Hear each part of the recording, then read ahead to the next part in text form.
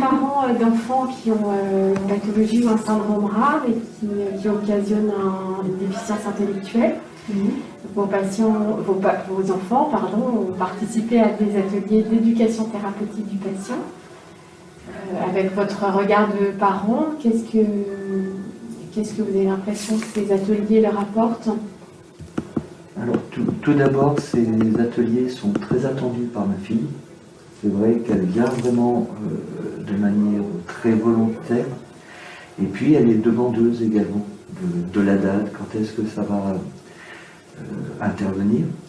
Et puis, en fait, ce que l'on a découvert, c'est que ça lui permettait de rencontrer des enfants souffrant de pathologies pouvant s'apparenter à ce qu'elle souffrait, et que ça, c'est pas très fréquent pour elle qui est en centre, qui fréquente de nombreux enfants, mais qui ont des pathologies très différentes, de pouvoir se retrouver. Et là, ce qu'il y a de bien, hormis ce qu'il leur est précisé, c'est qu'elle rencontre des jeunes qui fonctionnent comme elle. Et donc, elle se sent tout de suite moins seule. Et puis, par la bienveillance des gens qui s'occupent de ces sessions, ça lui permet aussi de démystifier de tout un tas de choses.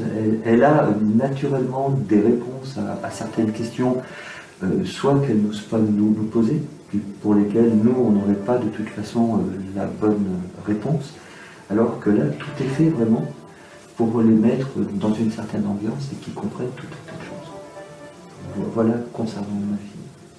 Quand il y a 2 ans, je suis venue et Madame Péric m'en a parlé parce que j'avais des inquiétudes pour Enzo sur des points en fait, et elle me dit on met en place justement un programme avec des séances pour expliquer justement avec des activités, enfin des sujets. Et il m'a demandé si je voulais participer. Alors bien sûr, puisqu'il y avait vraiment, enfin pour ma part, pour mon fils, c'était surtout la confiance en soi, pour lui.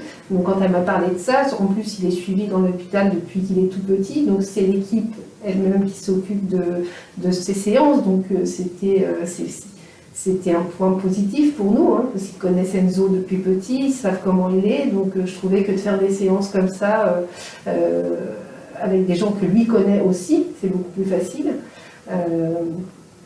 Et c'est vrai que ça lui apporte, comme disait monsieur à côté, c'est vrai qu'il est content de venir. Il a pu maintenant, il arrive maintenant à parler de choses où on ne parlait pas avant. Enfin, voilà, donc je trouve que c'est bien. Et puis comme on disait aussi, il est avec des enfants qui ont un peu les mêmes pathologies plus ou moins, et ça nous permet aussi, nous parents, de parler aussi ensemble, d'avoir des échanges, des fois, puis ça donne des idées, comme tout à l'heure on parlait, il y a des choses où on ne savait pas, finalement on apprend des choses, on peut parler aussi avec le milieu médical aussi plus facilement aussi, c'est très agréable de pouvoir se dire on n'est pas en rendez-vous et puis il faut qu'on oublie souvent des questions, que là on partage tous ensemble, on a un peu les mêmes questions, les mêmes choses, donc je trouve que c'est du positif, vraiment c'est du positif, c'est très bon. Ils se comprennent entre eux en fait, et ça c'est important parce que ça les valorise. Ça les valorise, bien sûr. Ça les valorise, ils sont un peu moins seuls au monde, parce que c'est vrai qu'on a beau être bienveillant avec le handicap, c'est quand même mis un peu en marge, c'est moins visible au premier abord.